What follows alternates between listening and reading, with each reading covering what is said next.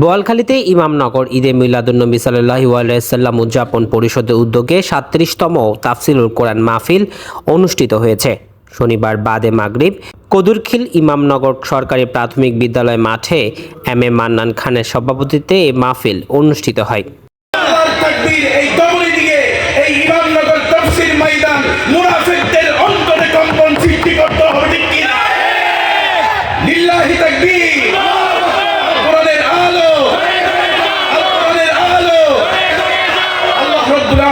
এই যুবক ভাইদেরকে ইসলামের জন্য, কোরআনের জন্য, আমার নবীর জন্য কবুল করুন, সবাই বলুন আমিন।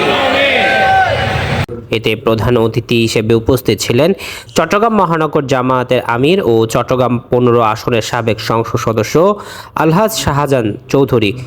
কোন একটা মাহফিলে, বিশেষ করে আপনাদের এই ইমামনগরে আমি যে শোকরাতান কলমাটা পড়লাম, ফেরেশতারা প্রতিযোগিতা করে আরশে আজিমের উপরে চলে যান। আল্লাহরে জিজ্ঞাসা করেন, হে আল্লাহ, আপনার বান্দা গোলাম, গোলামের গোলাম আপনার প্রশংসা করে এই বাক্যগুলি পড়ে। আল্লাহ বলবেন, তোমরা এর সওয়াব তোমরা লিখো না।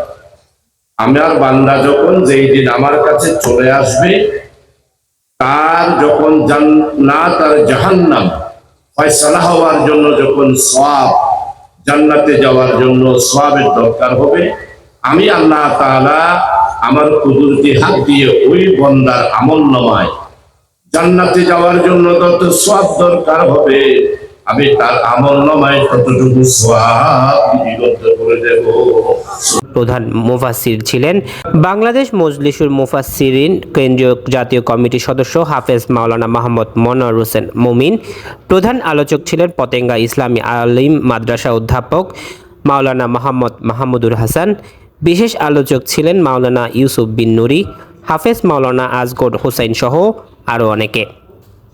মাহফিলে বিশেষ অতিথি ছিলেন দক্ষিণ জেলা জামাতের অ্যাসিস্ট্যান্ট সেক্রেটারি মোহাম্মদ জাকারিয়া, উপজেলা জামাতের ইসলামের আমির ডাক্তার খোরশেদ আলম ও নায়েবে আমির ডাক্তার আবু নাসের।